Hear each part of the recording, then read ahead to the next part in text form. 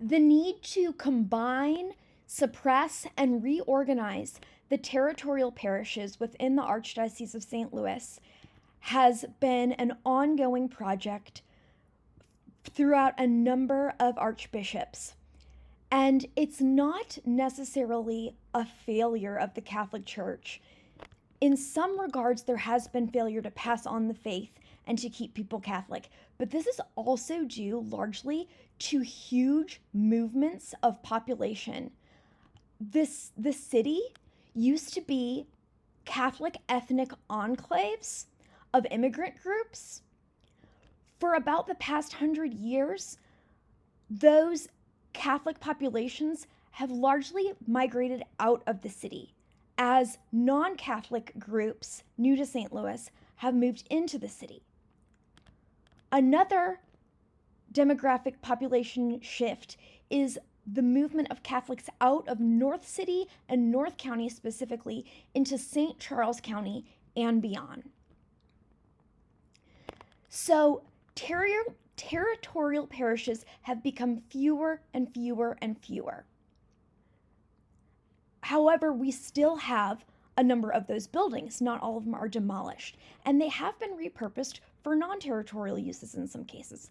I'm going to zoom in on this point of the map here and show a number of different languages that are available in the Mass, as well as some Eastern Catholic churches, such as the Byzantine Catholic Church, the Maronite Catholic Church, and the Ukrainian Greek Catholic Church, and then personal parishes that celebrate the Novus Ordo in a different language, as well as regular territorial parishes.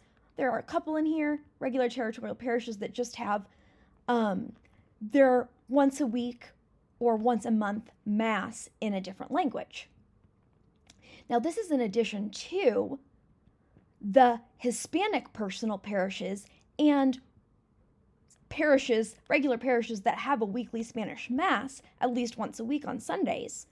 And there are a lot of those. You see the red dots are designated as Hispanic personal parishes, and then the black dots are parishes where I've determined have at least one Spanish Mass on Sundays. And then that yellow dot is St. Barnabas, which is one of the suppressed parishes that was going to combine with another parish out in O'Fallon, Missouri, and it is in the process of appeal to the Vatican. So one question to ask is, do we really need another personal parish there? Because that's the plan, is to reopen it as St. Juan Diego, a personal parish. That has not taken off. I've not seen any movement on that project. And I'm wondering if it's because there is not truly a need. Now, I do recognize that there has been an increase in Hispanic and Latino Catholics throughout the Archdiocese, but that does not necessarily correlate to a need for more Spanish language resources. Because not all Hispanic and Latino Catholics, in fact, the majority of Hispanic and Latino Catholics, speak regularly in English as their given language, and very few speak exclusively in Spanish and would need that personal parish. Although the need isn't the only factor, because like I said, there are all these little personal parishes and opportunities for Mass in different languages, and those aren't fully based on need. Those are also based on the Catholic Church's tradition of preserving cultures and preserving linguistic traditions and preserving languages. If you look at a world map of how much of the languages of the world are written in Roman script, it's amazing. And it's because a lot of the times when the Catholic Church was established, they helped the indigenous population establish a written form of their language. This isn't the story that you'll get from the media as they say that the Catholic Church was just colonizing and wiping out the culture, but it's actually the truth. The Catholic Church does a great job of preserving culture. So just because there might not be a need, that isn't alone a reason to not have the personal parish.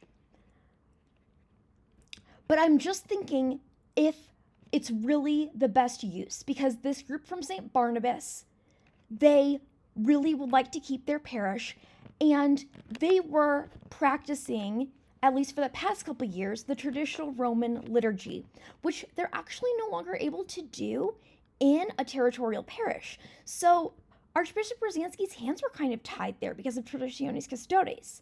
So what about other Catholic communities in the Archdiocese that do not fit the territorial parish model that might be a solution for St. Barnabas?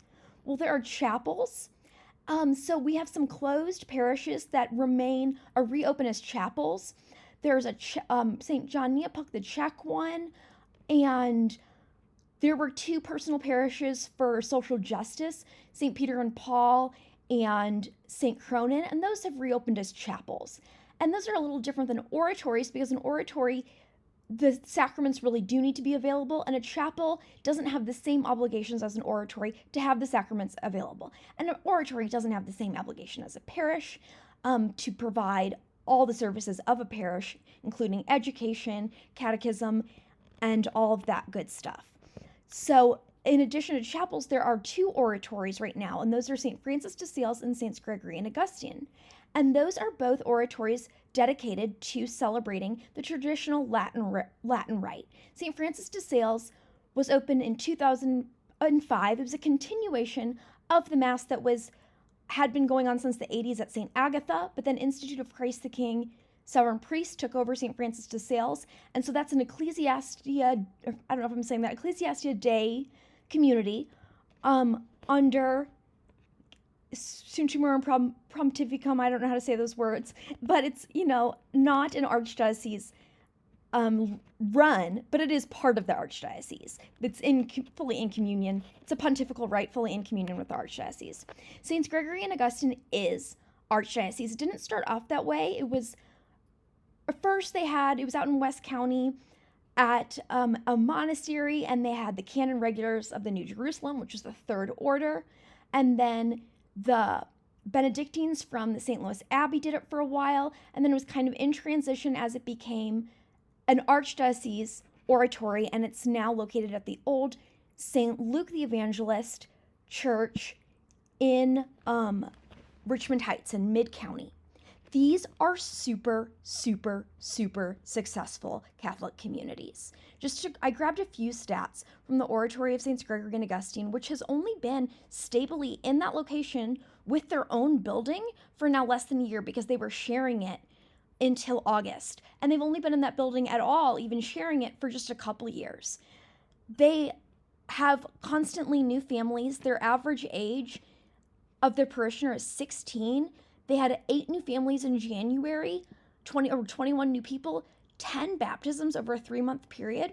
St. Francis de Sales Oratory doesn't publish as much of these statistics on their bulletin about baptisms and new families, but something that you can know about St. Francis de Sales is that pretty much every single weekend, other than Lent and Advent, there are weddings held at St. Francis de Sales, and they have limited now the weddings to you have to be a parishioner, and you have to be a parishioner for at least a year in order to have a wedding there, to prevent people that aren't parishioners from taking the space, because they have so many young people that are getting married, or meeting and getting married at St. Francis de Sales, and obviously that's a huge sign of growth. Let's compare their weekly giving, to some other parishes that don't have schools. Because as oratories, they don't have schools. They do both have homeschool co-ops, but that's very, very, very different from a school when it comes to funding especially. So the largest church, as far as capacity goes, in St. Louis is Cathedral Basilica, and they have 5 Sunday services, even with that huge space. They do not have a school anymore, and we can see they're bringing in around $8,000 to $9,000 a week. Other parishes without schools throughout the Archdiocese are bringing in around $3,000 to $4,000 to $5,000 a week. Oratory of Saints Gregory and Augustine and the St. Francis de Sales Oratory are bringing in over $15,000 a week regularly. We can even compare these to a few parishes that do have schools, and some of them very big schools. And you can see that they're not, making $44,000 a week like St. Clair of Assisi and Ellisville, which is a super wealthy part of West County with a big school that is established, and it's not surprising that they are a more wealthy parish. But even some of these parishes that have functioning K through 8 parish schools, these oratories are bringing in more money per week than parishes with schools. That is truly amazing. Here are the locations of those two oratories on that zoomed in map. One is pretty close to downtown, just a little bit south of downtown, and the other is in Mid-County. So very much in the St. Louis central urban part of the Archdiocese. That yellow dot, that's St. Barnabas.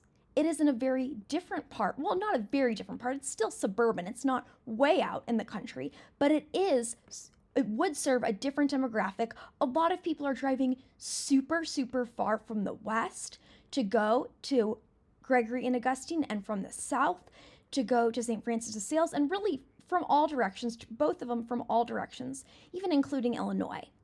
So there would likely be the need and desire for another oratory out in O'Fallon, Missouri. My tip is reopen St. Barnabas as a non-territorial chapel for the celebration of the traditional Latin Rite.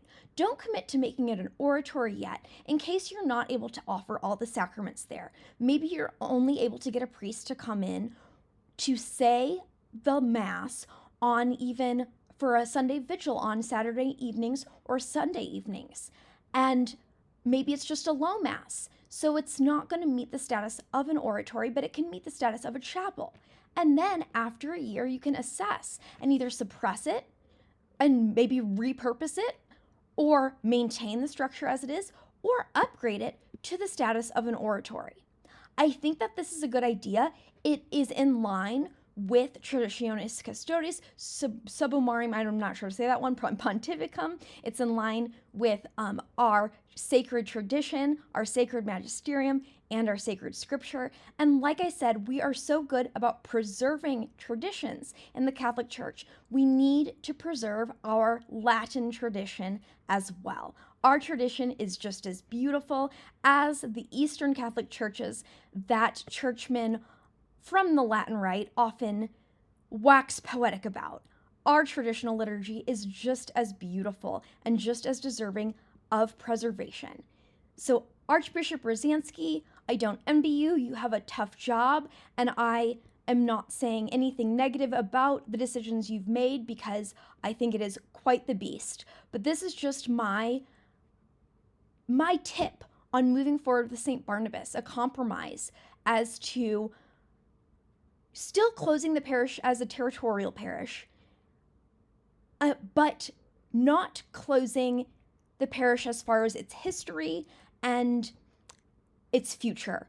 Because St. Francis de Sales, for example, was closed as a territorial parish in 2005, but it's one of the most thriving Catholic communities in the Archdiocese now, and the restoration of the facilities has been amazing. So thank you so much for watching. Please pass this on and subscribe.